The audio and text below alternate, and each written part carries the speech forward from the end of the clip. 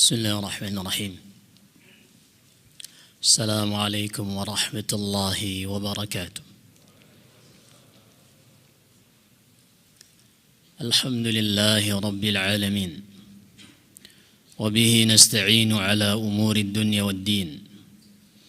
أشهد أن لا إله إلا الله وحده لا شريك له ولي الصالحين، وأشهد أن محمدًا عبده ورسوله الصادق الوعد الأمين، صلوات الله وسلامه عليه وعلى آله وأصحابه أجمعين ومن تبعهم بإحسان إلى يوم الدين. أما بعد، معاشر الإخوة والأخوات حفظكم الله جميعا. Kembali kita di majlis ini, majlis semoga Allah Subhanahu wa taala menjadikan kita hamba-hamba yang berkumpul karena Allah, berpisah karena Allah, dan ketika mereka berpisah berhenti dari majlis tersebut, keluar dari masjid, dikatakan kepada mereka, qumu maghfiran lakum, bangkitlah dalam keadaan kalian semua telah terampuni dosa-dosanya. Ikhwani wa akhawati hafizakumullahu jami'an. Pada malam hari ini insyaallah ta'ala kita akan lanjutkan pembahasan kitab Al-Bidayah wan Nihayah tentang penciptaan alam semesta ini dari awal sampai berakhirnya, yang ditulis oleh Al-Hafidh Imaduddin Ibnu Katsir rahimahullahu ta'ala Asy-Syafi'i, dan kita sudah sampai kepada kisah Nabi Ibrahim alaihi salam. Yang sebelumnya kita sudah mengambil Nabi Saleh. Antara Nabi Saleh dengan Nabi Ibrahim ada banyak nabi, tapi Allah Subhanahu wa taala tidak rinci penyebutannya. Sebagaimana firman Allah Subhanahu wa taala di dalam surat Ibrahim, Alam ya'tikum naba'ul ladzina min qablikum qaumi Nuhin wa 'adin wa Thamud wal ladzina min ba'dihim la ya'lamuhum illa Allah. Bukankah telah sampai kepada kalian kisah-kisah kaum sebelum kalian, bagaimana Allah membinasakan mereka dikarenakan tidak beriman kepada Allah dan tidak mau menyambut menerima dakwah rasul-rasul mereka, yaitu kaum 'Ad yang diutus kepada mereka Nabi Hud yang kita sudah bawakan kisahnya, kemudian kaum Saleh, kemudian kaumnya Nabi Saleh, kemudian sebelumnya Nabi Nuh alaihi salam, dan yang datang setelah mereka sangat banyak, tidak ada yang mengetahui jumlahnya kecuali Allah Subhanahu wa taala. Dan Nabi sallallahu alaihi wasallam bersabda, antum tufuna sab'ina ummah antum khairuha, kalian ini sebagai pelengkap dari 70 umat. Artinya telah berlalu 69 umat sebelum kita, dan kita sebagai pelengkapnya menjadi 70. Antum khairuha, dan kalianlah umat terbaik dari umat-umat yang telah Allah Subhanahu wa taala ciptakan. Tentunya al-khairiyah ini, kebaikan dari umat ini, ada kriterianya. Bukan setiap orang yang mengaku muslim lalu dia baik, lalu dia seakan-akan keislaman ini menjadi sesuatu yang membuat dia tiba-tiba suci. Sebagaimana Al-Ka'batul Musyarrafah, Ka'bah adalah tempat yang paling mulia di muka bumi ini. Tapi belum tentu orang yang masuk ke Masjidil Haram kemudian tawaf di Ka'bah dia menjadi orang terbaik. Dia bisa menjadi orang terbaik ketika dia memenuhi apa yang Allah Subhanahu wa taala inginkan. Kebaikan umat ini tatkala kita melaksanakan amar ma'ruf dan nahi munkar, Allah Subhanahu wa taala berfirman, kuntum khaira ummah ukhrijat lin-nasi ta'muruna bil ma'ruf wa tanhauna 'anil munkar wa tu'minuna billah. Baik, Ibrahim alaihi salam, beliau adalah salah seorang dari keturunan Sam ibni Nuh, dari Ibrahim ibni Tarikh, ada yang mengatakan ibni Tarikh, Dan julukan tarikh atau tarikh ini adalah Azar. Sebagaimana yang Allah Subhanahu wa taala sebutkan kisahnya di dalam suratul An'am. Allah berfirman menghikayatkan ucapan Ibrahim, wa idz qala Ibrahimu li abihi Azar. Dan ingatlah, jadi setiap ini kaidah tafsir, setiap ada kata-kata idz di dalam bahasa Arab, di dalam Al-Qur'an, maka artinya uzkur, ingatlah. Seperti misalnya firman Allah, wa idz qala rabbuka lil malaikati isjudu li Adam. Artinya ingatlah tatkala Allah berfirman kepada Adam, berfirman kepada malaikat, sujudlah kepada Adam. Fa Ibrahim alaihi salam dia adalah ibnu Tarikh. Ini ayah dari Ibrahim yang juga merupakan ayah dari Haran. Haran ini adalah orang tua atau ayah dari Lut alaihi salam. Nanti kita akan sengaja kita bawakan juga nama Lut di sini karena ada hubungannya perjalanan Nabi Ibrahim dengan Nabi Lut. Sebagaimana Allah sebutkan di dalam suratul Anbiya, wa najjaynahu wa lutan ilal ardi allati barakna fiha lil alamin. Kami selamatkan Ibrahim dan Lut dan kami perintahkan mereka untuk berhijrah ke negeri yang kami berkahi, yaitu Syam. Karena Ibrahim alaihissalam beliau dilahirkan di daerah Babil. Babil ini disebutkan di dalam Al-Quran yang kita kenal dengan Babilonia. Babil ini disebutkan di dalam Al-Quran, di dalam surah Al-Baqarah. Allah berfirman tentang Yahud yang mengikuti sihir yang mereka klaim itu sebagai warisan dari Sulaiman alaihissalam.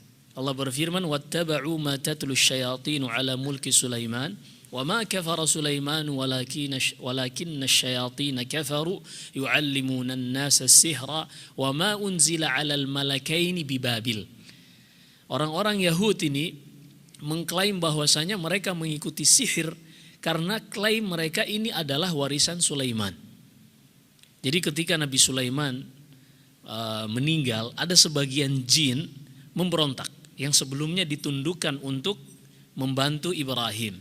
Wasyayatina kulla banna'in wa ghawwas. Ini dulu jin-jin ditaklukkan dan ditundukkan oleh Allah untuk membantu Ibrahim alaihissalam. Kemudian sebagian jin yang sepeninggalan Sulaiman alaihissalam, mereka meletakkan mantra-mantra di bawah kursi kerajaan Sulaiman alaihissalam. Dan orang-orang Yahud yang menemukan hal itu, mereka mengira, dan itu adalah mantra-mantra sihir, mereka mengira itulah peninggalan Sulaiman alaihissalam. Mereka ini mengikuti sihir intinya, dan apa yang diturunkan kepada kedua malaikat sebagai ujian bagi manusia di daerah Babil. Kita tidak akan panjang membahas tentang dua malaikat ini. Intinya adalah penyebutan kota Babilonia di dalam Al-Quran yang berada di negara Irak. Ini Babil. Ibrahim alaihissalam lahir di kota Babil dan beliau besar di situ. Dan ketika itu semua manusia adalah kuffar. Semua manusia ketika itu adalah kafir. Kita akan sebutkan hanya beberapa saja. Hanya beberapa saja. Jadi sepeninggalan Nabi Saleh alaihissalam, manusia setelah kaumnya dibinasakan, kaum Tsamud dibinasakan, manusia kembali kepada kekufuran lagi. Dan ini sunnatullah. Dengannya Allah Subhanahu wa taala ingin memisahkan mana hamba-hamba yang ikhlas kepada Allah dan mana hamba-hamba yang memang mereka Allah Subhanahu wa taala ketahui di dalam hatinya ada kejelekan. Ibrahim alaihissalam beliau pun berdakwah, diberikan nubuwah, kenabian oleh Allah Subhanahu wa taala dan kerasulan di kota Babil ini. Beliau berdakwah pertama kepada ayahnya. Dan kisah ini kita ringkas tentunya karena kisah Ibrahim ini akan banyak. Beliau nanti dari Babil, dari Irak, nanti akan safar menuju ke Ardul Mubarakah, yaitu Syam di antara kota Syam ini adalah Palestina zaman dahulu. Kalau sekarang hanya terbatas Suriah saja. Padahal Syam itu ada beberapa negara di antaranya Palestina. Kemudian beliau akan melewati Mesir. Lalu beliau akan diperintahkan oleh Allah untuk ke Mekah. Ini perjalanan Ibrahim alaihissalam panjang dan semuanya disebutkan di dalam Al-Quran. Dan kisah Nabi Ibrahim disebutkan di dalam Al-Quran hampir setiap tempat berbeda dengan ayat-ayat yang lain. Artinya kisahnya berbeda. Kalau Musa alaihissalam disebutkan di dalam Al-Quran, kisahnya ayat yang satu mendukung ayat yang lain. Artinya peristiwa yang sama dengan berbagai lafaz. Adapun kisah Ibrahim hampir setiap tempat berbeda. Kisah dengan Namrud, kisah dengan kaum Harran yang penyembah matahari, bulan dan bintang. Ini kita akan bahas, makanya kita akan ringkas insyaallah taala karena perjalanan masih panjang. Kitab Al-Bidayah wan Nihayah masih terlalu panjang kalau kita benar-benar harus mengikuti sebagaimana yang disebutkan oleh Al-Hafidz dalam kitabnya. Kita akan ringkas. Ibrahim alaihissalam memulai dakwanya sebagaimana yang Allah sebutkan di dalam surat Maryam kepada ayahnya. Wa idz qala Ibrahimu li abihi Azar, ini di surat Al-An'am, ya abati lima ta'budu ma la yasma'u wa la yubsir wa la yughni 'anka syai'an. Wahai ayahku, apa yang membuatmu menyembah objek sesuatu yang tidak bisa mendengar, yang tidak bisa melihat dan tidak bisa memberikan manfaat untukmu sedikit pun. Iya, karena aslul ibadah, seorang kenapa beribadah? Ini fitrah yang Allah jadikan di dalam diri manusia.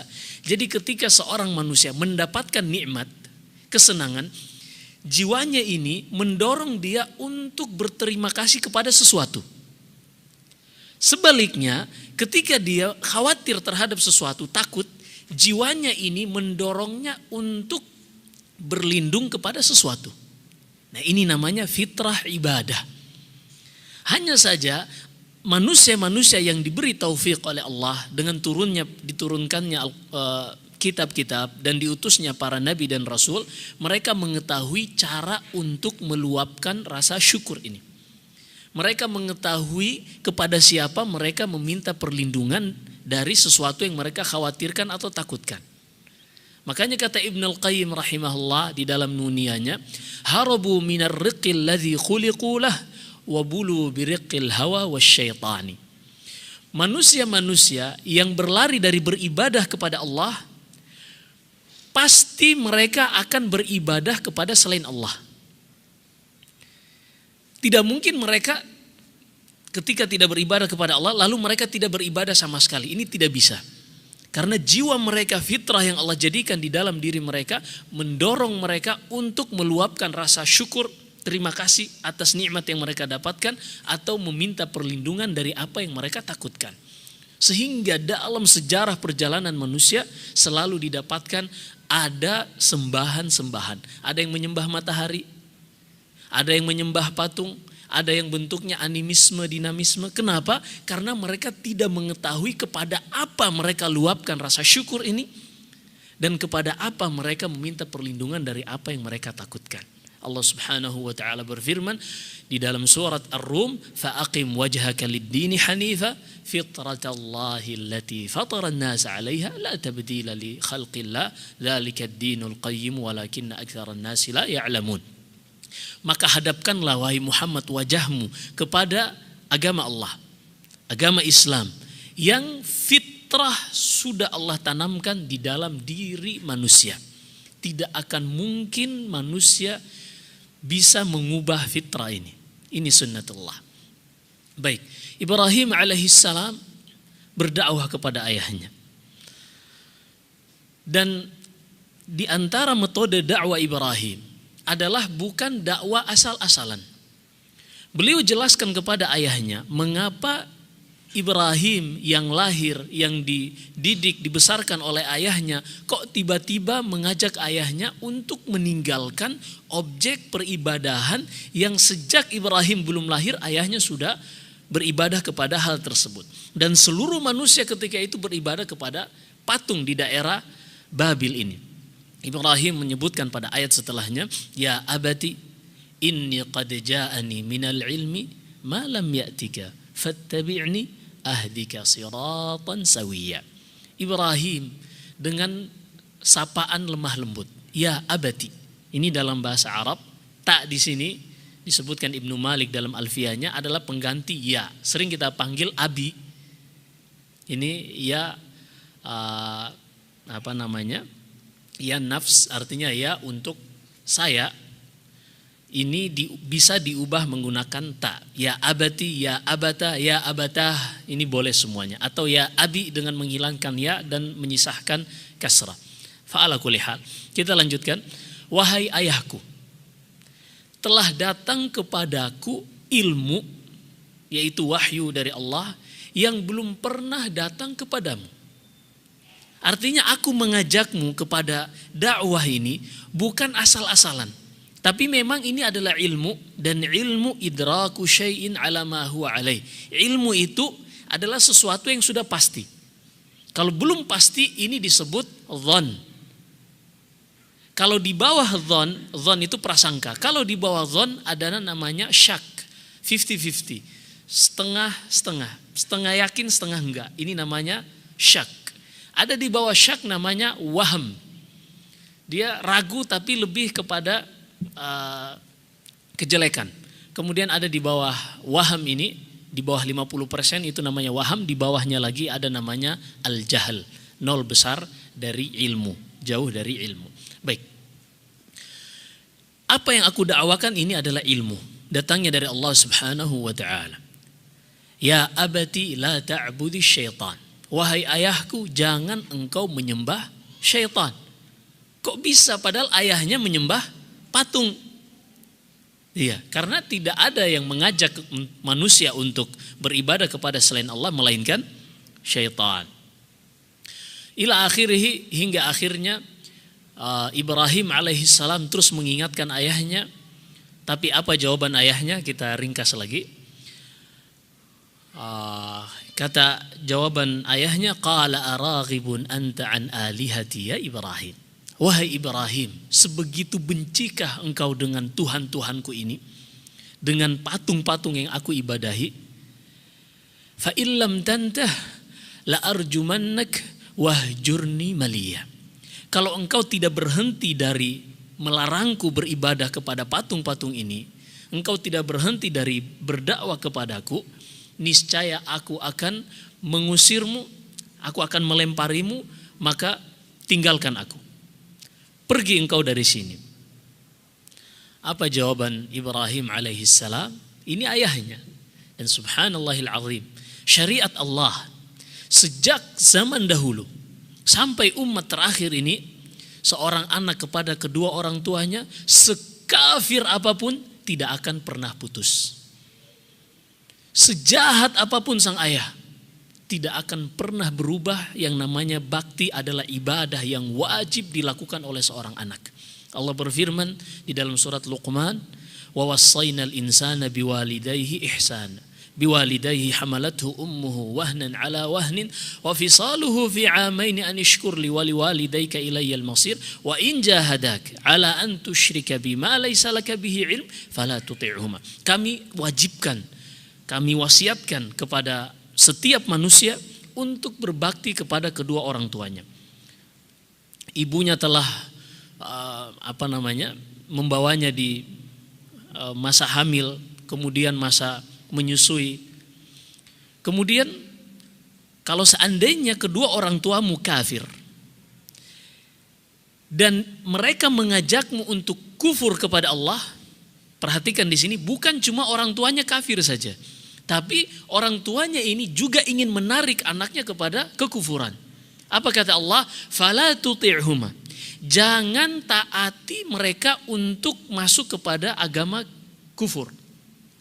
Tapi hal itu tidak boleh menghalangi setiap manusia agar tetap berbakti kepada kedua orang tuanya. Allah berfirman, "Fala tuti'huma wa sahibhuma fid dunya ma'rufa." Jangan taat kepada keduanya pada kasus ini Akan tetapi tetaplah berbakti kepada keduanya dalam urusan duniawiyah, dalam perkara-perkara yang baik. Nah, ini harus bisa digabungkan di dalam diri seorang muslim. Artinya dia bisa memisahkan mana yang tidak boleh ia taati, mana ketaatan yang umum. Ada ketaatan umum, ada ketaatan per kasus. Ini juga terjadi pada pembahasan tentang taat kepada pemerintah. Kepada pemerintah ini kita diwajibkan ada namanya bai'at kepada pemerintah yang sah, bukan kepada pemimpin kelompok-kelompok yang menyatakan mereka amir, mereka khalifah dan seterusnya. Ini tidak benar. Tapi kepada pemimpin yang pertama ia memiliki kekuatan dan kaum muslimin sepakat dia adalah pemerintah. Seperti di negara kita ini presiden, kepadanya kita berikan bai'at. Nah, ini kewajiban umum. Tapi kalau pemerintah ini menyeru kepada yang diharamkan Allah, kita tidak boleh taat pada perintah tersebut, pada kasus kebijakan tertentu itu yang menyelisihi syariat Allah. Tapi kita juga tidak boleh mengeluarkan tangan kita dari ketaatan berbaiat kepada pemerintah. Kata Nabi SAW dalam banyak hadis di Sahih Bukhari dan Sahih Muslim, man mata wa laisa alaihi bai'ah mata mitatan jahiliyah. Barang siapa yang meninggal dan tidak ada baiat kepada seorang imam pun, maka kematiannya seperti kematian orang jahiliyah. Jadi ini harus dipahami, ada ketaatan umum, ada ketaatan per kasus. Ketaatan per kasus ini ketika menyelisih syariat Allah, maka tidak boleh. Tapi kalau ketaatan umum selama dia muslim dan kaum muslimin sepakat dia adalah pemimpin mereka, kepadanya diserahkan kemaslahatan kaum muslimin, wajib untuk ditaati secara umum. Baik. Ibrahim alaihissalam tetap mengatakan salamun alaik. Salamun alaik di sini bukan untuk keyakinan apa yang engkau lakukan itu adalah keselamatan, bukan. Artinya salamun minni alaik, engkau tidak akan mendapatkan perlakuan buruk dariku. Engkau akan tetap selamat. Akhirnya Ibrahim alaihissalam pun mengatakan wa a'tazilukum wa ma tad'una min dunillahi wa ad'u rabbi asa alla akuna bidu'ai rabbi syaqiyya. Aku akan tinggalkan engkau. Disinilah mulai Ibrahim mempersiapkan diri untuk berhijrah. Kapan hijrahnya? Dan dialah manusia pertama yang mensunahkan hijrah adalah Ibrahim alaihissalam. Dan hijrah ini akan terus terjadi sampai akhirnya kembali ke tempat yang dulu Ibrahim pertama kali hijrah. Ibrahim di antara yang membuat beliau terusir adalah peristiwa beliau menghancurkan patung-patung orang-orang musyrik ketika itu. Dan peristiwa ini Allah Subhanahu wa taala sebutkan di dalam suratul Anbiya. Dan muqaddimahnya disebutkan di dalam surat Asy-Syu'ara. Allah berfirman, "Fanadhara nadhratan fin nujum." Ketika besoknya akan ada hari raya bagi orang-orang musyrik di daerah Babil, mereka akan mendatangi tempat mereka yang di situ dipenuhi oleh patung-patung sangat banyak, dan ada satu patung yang paling besar. Selainnya kecil-kecil. Maka Ibrahim pun ingin berazam di dalam hatinya, ingin menghancurkan patung-patung tersebut. Maka beliau mencari alasan agar tidak ikut berkumpul bersama orang-orang musyrik ini. Jadi orang-orang musyrik ini mereka ingin pergi ke suatu tempat, di situ mereka merayakan hari raya, dan mereka nanti akan kembali ke tempat peribadahan mereka. Ibrahim pun mengatakan, "Fanadhara nadhratan fin nujum, faqala inni saqim." Ia mengatakan kepada orang yang di sekitarnya sambil melihat ke langit, "Aku sedang sakit." Dan ini ucapan dusta pertama yang diucapkan oleh Ibrahim. Dengannya beliau tidak beliau meminta uzur untuk tidak meminta asy-syafa'atul uzma kepada Allah di hari kiamat kelak. Ini ucapan dusta secara lafaz saja, tapi walaupun maknanya beliau sakit di sini, sakit hati terhadap ibadah yang dilakukan oleh orang-orang musyrik kepada patung-patung tersebut. Tapi beliau mengumumkan, ini namanya tauriyah. Artinya mengucapkan sesuatu yang seakan-akan berdusta, tapi sebenarnya ada pembenarannya. Lalu kata Ibrahim, pergilah kalian ke lapangan kalian untuk melakukan hari raya. Saya akan tetap di sini. Ketika sebagian orang sudah pergi, pembesar-pembesarnya pergi, di situ ada orang-orang yang masih berkumpul. Lalu Ibrahim mengatakan, "Tallahi la akidanna asnamakum ba'da an tuwallu mudbirin." Kalian pergi, saya akan hancurkan patung-patung kalian di tempat peribadahan kalian. Ternyata ada sebagian orang-orang yang belum berangkat mendengar ucapan Ibrahim tersebut. Setelah itu mereka pergi. Orang-orang ini yang mendengar ucapan Ibrahim tadi menyangka bahwasanya Ibrahim hanya bercanda saja. Akhirnya pergilah mereka. Ibrahim alaihi salam pun faragha ila alihatihim. Faqala ala ta'kulun ma lakum la tantiqun. Mereka pun mendatangi, Ibrahim pun mendatangi patung-patung mereka. Lalu Ibrahim mengatakan, ma lakum la tantiqun, wahai patung-patung, kenapa kalian tidak berbicara? Ini penghinaan. Ibrahim tahu mereka tidak bisa berbicara, tapi ini untuk menjatuhkan patung-patung itu, untuk menghinakan patung-patung tersebut. Faragha alaihim darban bil yamin. Maka Ibrahim pun mengambil kampak lalu menghancurkan patung-patung kecil tadi, lalu menyisakan dan meletakkan kampak itu kepada patung yang paling besar. Pergilah Ibrahim. Lalu mereka kembali dari tempat hari raya mereka. Melihat patung-patung yang kecil sudah berkeping-keping, mereka pun mengatakan, qalu man fa'ala bi alihatina innahu laminadh zalimin.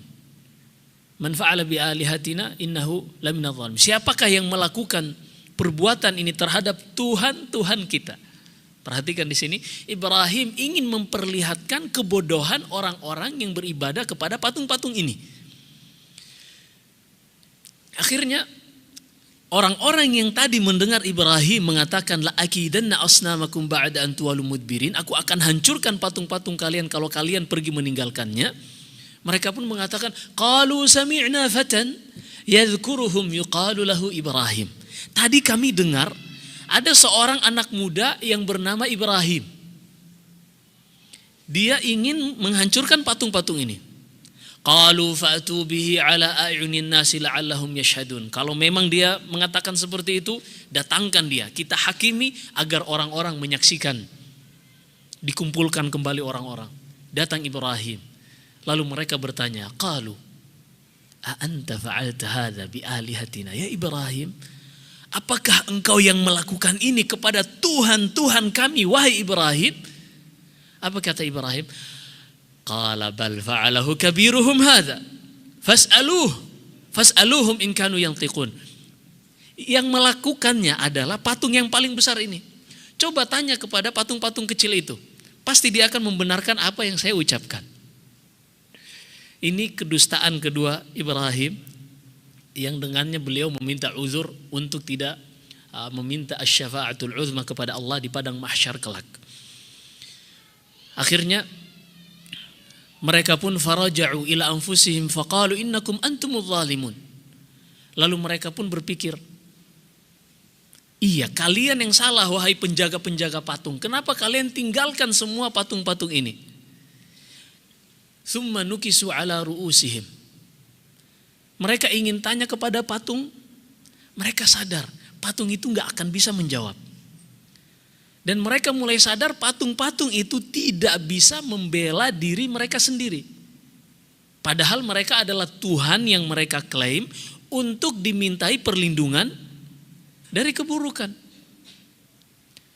Tsumma nukisu ala ru'usihim qalu laqad alimta ma haula yantiqun. Mereka pun mulai sadar dan malu. Lalu mereka mengatakan, Ibrahim, engkau tahulah patung-patung ini gak bisa ngomong.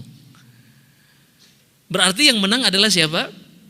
Ibrahim alaihissalam. Tapi orang yang sudah dibutakan mata hatinya dan ditutup pintu hidayah dari hatinya karena Allah mengetahui kejelekan di dalam hatinya, maka hujahnya adalah pokoknya.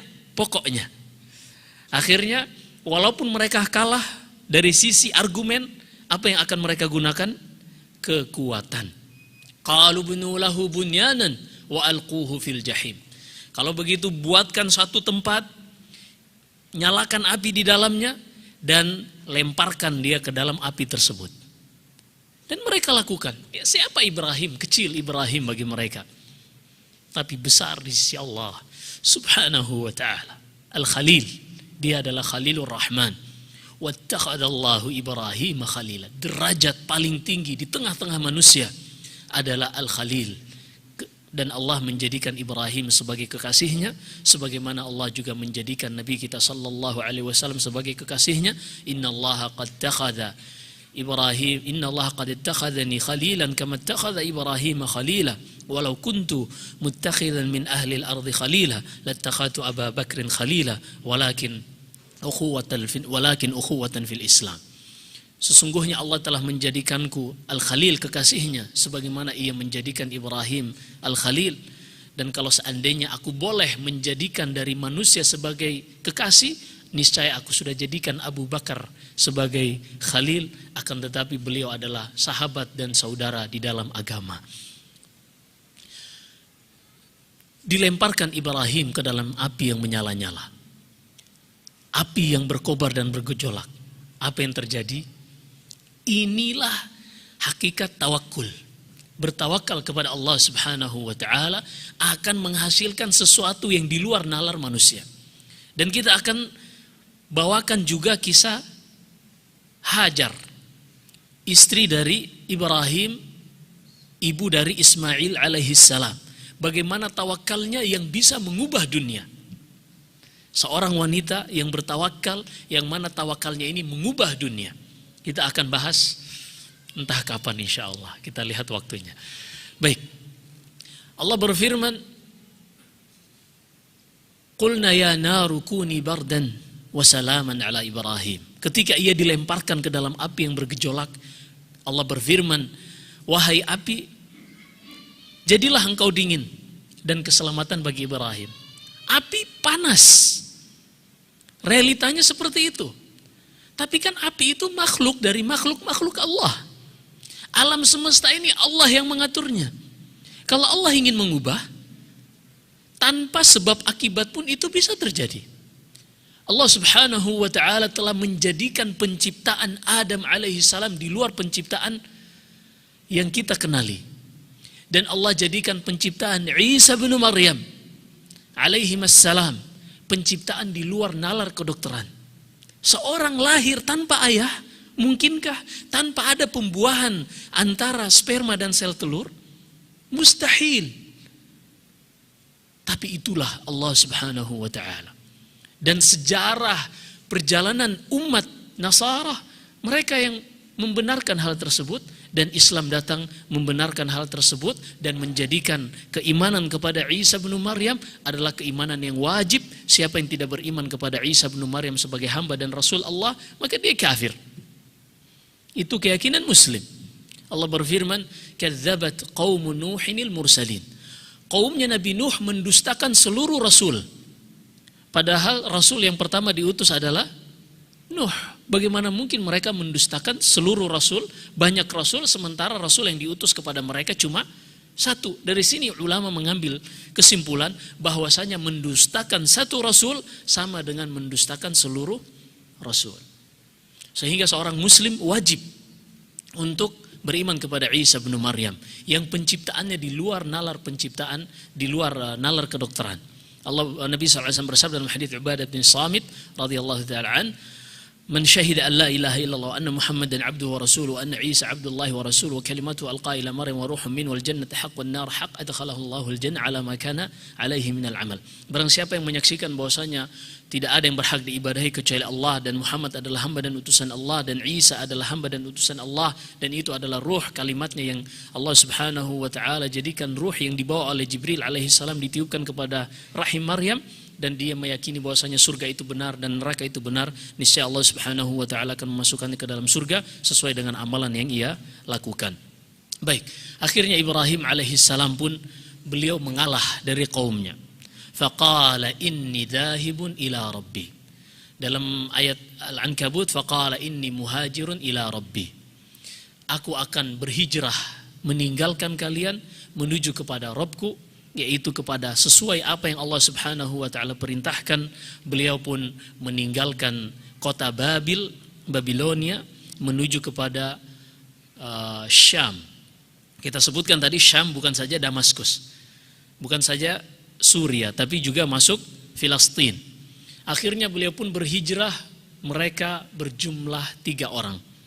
Siapa saja yang berhijrah adalah Ibrahim alaihissalam bersama istrinya ketika itu Sarah, dan bersama anak saudaranya atau ponakannya yaitu Lut alaihissalam.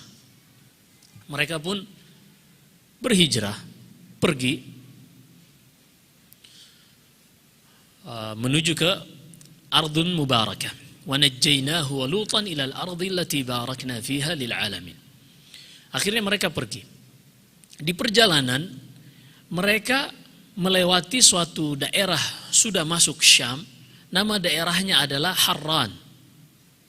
Harran ini ma'ruf, salah satu ulama besar kita, Ahmad ibn Abdul Halim ibn Taimiyah al-Hafid, beliau terlahir di kota Harran ini, Ibn Taimiyah. Di daerah Harran ini, beliau Ibrahim alaihissalam berjumpa dengan abadatul kawakib, penyembah matahari dan penyembah benda-benda angkasa. Ibrahim alaihissalam ingin menyadarkan mereka.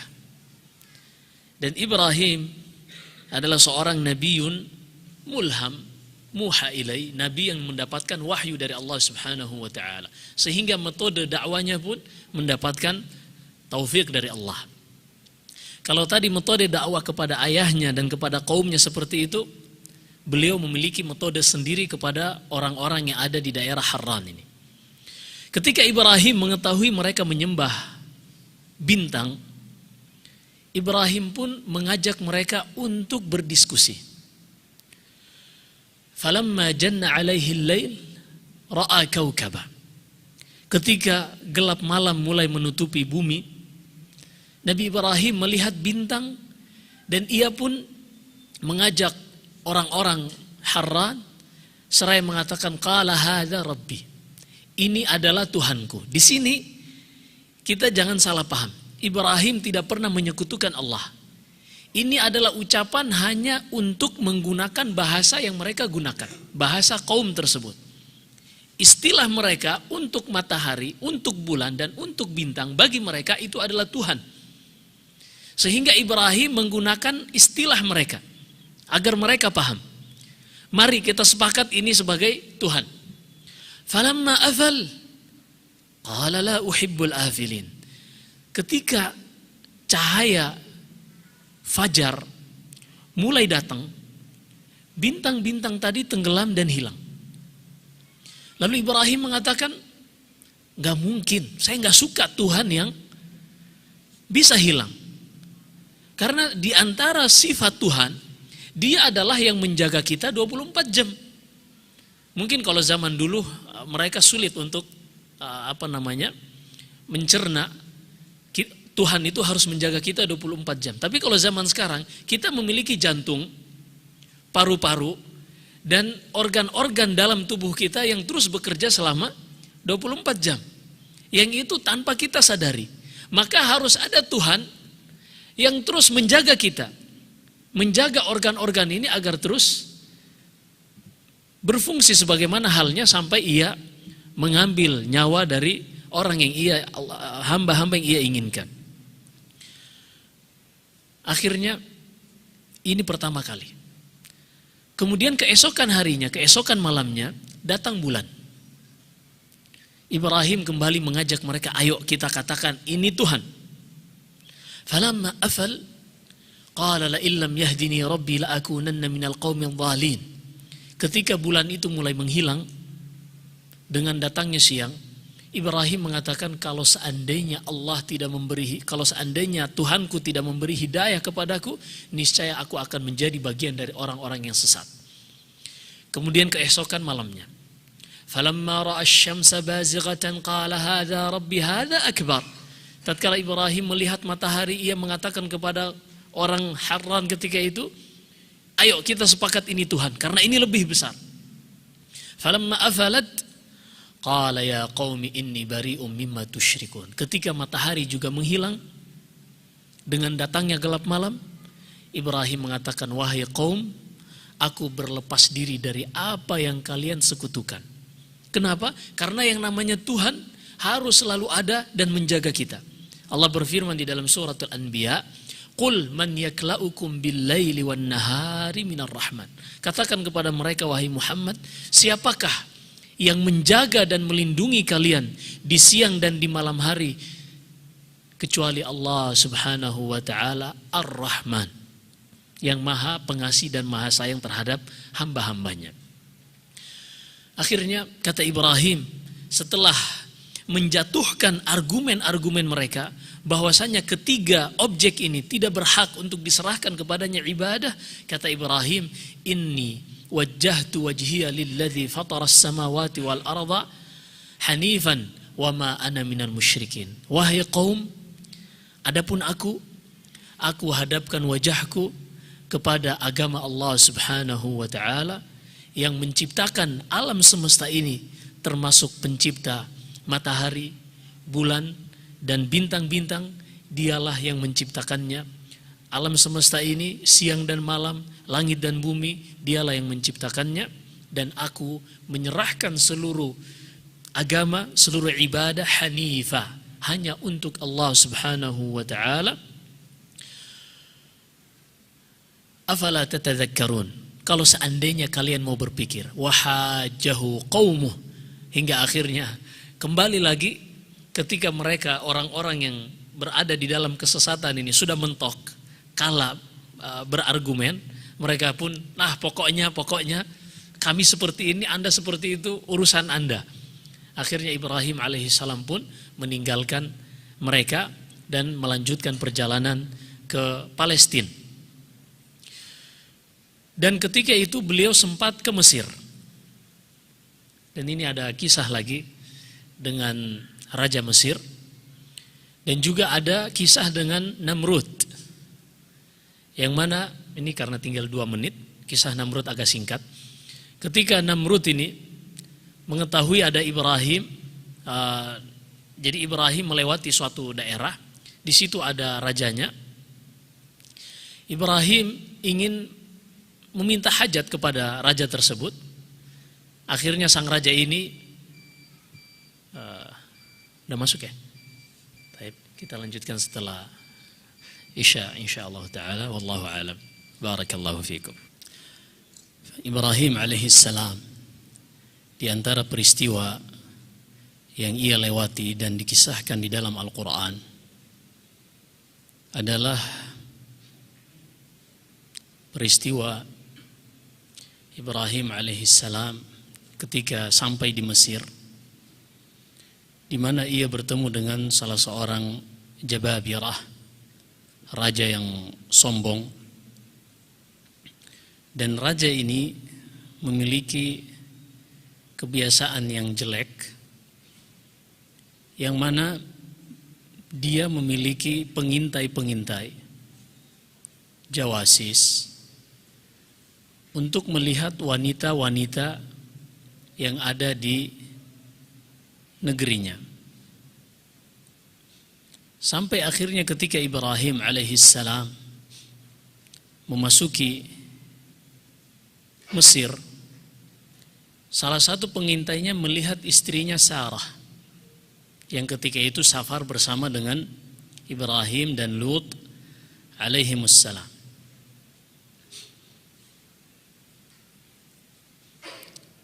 Dan raja ini memiliki sebuah kejahatan. Ketika ia mengambil istri orang lain, dia tidak akan mengambilnya sampai membunuh suaminya. Sang raja yang zalim ini, dia tidak akan membunuh, dia tidak akan mengambil perempuan tersebut yang merupakan istri orang, kalau seandainya dia istri orang, sampai suaminya dibunuh. Akhirnya Ibrahim alaihissalam didatangi oleh prajurit-prajurit sang raja yang zalim ini. Lalu Ibrahim pun dipanggil bersama Sarah untuk menghadap sang raja. Ibrahim alaihissalam mengatakan sebagaimana dalam hadis di Sahih Bukhari dan selainnya, dan ini kedustaan ketiga Ibrahim alaihissalam, karena Ibrahim berdusta atau tauriah lebih tepatnya sebanyak 3 kali yang menghalangi beliau dari meminta syafaatul uzma kepada Allah Subhanahu wa taala di hari kiamat kelak. Akhirnya Ibrahim mengatakan kepada Sarah, "Wahai Sarah, di muka bumi ini tidak ada yang beriman kecuali aku dengan engkau." Ini mubalaghah dari Ibrahim, walaupun bersamanya adalah Lut alaihi salam juga beriman. Fa'amana lahu Lut, sebagaimana Allah sebutkan di dalam surat Al-Ankabut, dan Nabi Lut beriman kepada Ibrahim. Kemudian Nabi Lut ini diangkat menjadi nabi. Nanti ada kisahnya insyaallah taala ketika Nabi Ibrahim hendak pergi ke Mekah. Nabi Ibrahim memerintahkan kepada Lut untuk berdakwah ke daerah Urdun, sebuah daerah yang bernama Sodom, yang kemudian mereka dikenal dengan kaum Sodom. Baik, akhirnya Ibrahim mengatakan kepada Sarah, "Wahai Sarah, di muka bumi ini tidak ada yang beriman kecuali aku dengan engkau. Maka jangan engkau mendustakan aku di depan sang raja. Kalau ia bertanya tentang engkau, aku akan jawab, engkau adalah saudariku, bukan istriku." Artinya saudari seiman. Karena kalau seandainya dia Sarah ini memiliki suami atau tidak memiliki suami, pasti akan dirampas oleh raja tersebut.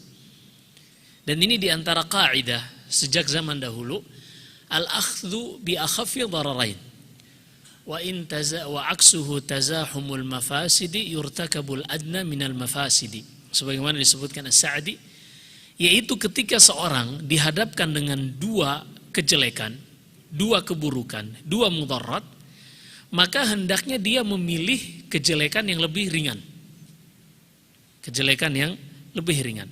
Ketika dihadapkan, apakah dia berdusta ataukah dia dibunuh, maka dia boleh berdusta ketika itu. Ini juga kisah Ammar bin Yasir radhiyallahu taala anhuma, ketika beliau ayahnya sebelumnya telah dibunuh, kemudian ibunya Sumayyah juga telah dibunuh. Lalu ketika sampai kepada giliran Ammar bin Yasir oleh orang-orang kafir Quraisy, ia dipaksa untuk mencela Nabi kita sallallahu alaihi wasallam, menghina Nabi kita sallallahu alaihi wasallam. Akhirnya terpaksa Ammar menyebutkan celaan tersebut. Lalu dia mendatangi Nabi sallallahu alaihi wasallam, lalu Nabi bertanya kepada beliau, "Madza wajadta qalbak?" Bagaimana engkau rasakan hatimu ketika mengucapkan celaan itu terhadapku? Kata Ammar, "Wajadtuhu mutmainnan bil iman." Aku dapati hatiku ketika mengucapkannya tetap tenang dengan keimanan. Artinya itu cuma ucapan dusta di lisan saja, karena terpaksa. Kalau enggak dibunuh. Maka Allah turunkan firman-Nya di dalam surat An-Nahl, "Illa man ukrih wa qalbuhu mutmainnun bil iman." Ketika seorang dipaksa, maka dia boleh mengucapkan ucapan kufur, tapi tetap hatinya dalam keimanan. Maka Ibrahim alaihissalam mengatakan, "Wahai Sarah, engkau pasti diambil. Maka jangan engkau mendustakanku di depan raja. Engkau adalah ukhti, saudariku." Akhirnya dihadapkanlah kepada raja. Dan Ibrahim berdusta, ini kedustaan yang ketiga. Dan ketika ia mengetahui, sang raja ini mendapatkan informasi bahwasanya Sarah ini hanya saudari perempuan Ibrahim saja, walaupun sebenarnya adalah istrinya, Nabi Ibrahim pun dilepaskan. Dan sang raja ini meminta Sarah mendekati Sarah dan ingin memegang Sarah. Tapi subhanallahil azim, raddallahu kaidadh zalim. Setiap kali mendekati Sarah, tiba-tiba tubuhnya kaku, gak bisa bergerak. Lalu sang raja ini mengatakan, "Ud'illaha li an yufarrija anni." Doakan aku agar Allah Subhanahu wa taala menghilangkan kekakuan ini dan aku akan lepaskan engkau. Akhirnya Sarah berdoa, ia pun kembali normal. Ternyata al-zalim, orang yang zalim seperti itu, mau dipenjara, mau dijatuhkan hukuman, kalau memang di dalam hatinya sudah tertutupi hidayah itu sudah tertutupi dalam hatinya, maka dia akan terus mengulanginya. Makanya Allah berfirman di dalam surat Al-An'am, ketika orang-orang kafir, orang-orang zalim sudah dimasukkan ke dalam neraka, mereka meminta kembali. Walau tara idh wuqifu 'alan nari faqalu ya laitana nuraddu wa la nukadziba bi ayati rabbina wa nakuna minal mu'minin. Kalau engkau melihat mereka wahai Muhammad ketika sudah dimasukkan ke dalam neraka, mereka mengatakan, duhai kiranya kami dikembalikan ke muka bumi dan kami akan menjadi orang-orang yang saleh, kami akan berbuat baik. Apa kata Allah? Walau ruddu la'adu limanuhu anhu wa innahum lakadzibun. Kalau seandainya pun mereka dikembalikan, pasti mereka akan melakukan kezaliman, kekufuran seperti yang mereka lakukan dahulu. Dan ini diantara dalil yang menjelaskan bahwasanya Allah mengetahui segala sesuatu, termasuk perkara-perkara yang mustahil. Allah mengetahui perkara yang mustahil. Karena seorang yang sudah meninggal dikembalikan ke hidup di dunia ini mustahil, bukan? Mustahil. Tapi Allah mengetahui nanti kalau dia dikembalikan, dia tetap akan kembali melakukan kezaliman. Akhirnya sang raja ini kembali ingin mendekati Sarah, ingin memegang Sarah, dan kembali badannya kaku. Lalu dia mengatakan kepada Sarah, ayo doakan aku biar aku tidak akan mengulanginya lagi. Hingga akhirnya karena Sarah ini, kenapa sang raja begitu tertarik? Ternyata dia adalah wanita tercantik pada masa itu. Hingga akhirnya dia pun mengatakan, la adri, adkhaltumu alayya syaitanan am insanan. Kalian ini memasukkan ke ruanganku ini manusia apa syaitan? Setiap kali saya mendekatinya, saya tidak mampu untuk meraihnya. Akhirnya begitu senangnya sang raja ini dengan Sarah, sang raja pun menghadiahkan pembantu Qibtiyah, seorang wanita dari Qibti, dari suku kabilah Mesir asli, yaitu Hajar alaihissalam. Begitu senangnya sang raja ini dihadiahkan Hajar, hingga akhirnya pergilah Ibrahim selamat dan juga Sarah bersama Hajar, dan mereka melanjutkan perjalanan hingga jumlah mereka sekarang adalah 4 orang bersama Lut alaihissalam. Panjang perjalanan. Mungkin kita lanjutkan di pertemuan berikutnya. Untuk Nabi Ibrahim dibikin, karena nanti peristiwa dengan Nabi Ismail. Beliau membangun Ka'bah, kemudian beliau hampir menyembelih Nabi Ismail, kemudian kelahiran Ishak. Bagaimana klaim ahlul kitab bahwasanya yang disembelih adalah Ishak. Jadi ahlul kitab mereka mengklaim yang disembelih adalah Ishak, bukan Ismail. Dan di Baitul Maqdis sampai sekarang di Masjidil Aqsa ada satu tempat yang bernama Madbahu Ishak, tempat disembelihnya Ishak. Ya, ini keyakinan ahlul kitab, dan Ibnu Katsir membantahnya dengan jelas di dalam tafsirnya. Nanti kita akan jelaskan insyaallah coming soon, berikutnya insyaallah taala. Wallahu alam. Kita cukupkan sampai di sini. Qadarullah sekarang isya'nya itu udah agak malam. Jadi biar enggak kemalaman, kita cukupkan sampai di sini. Wallahu a'lam wa sallallahu wasallam baraka ala nabiyina Muhammad. Subhanakallahumma bihamdik asyhadu an la ilaha illa anta astaghfiruka wa atubu ilaik. Wassalamualaikum warahmatullahi wabarakatuh.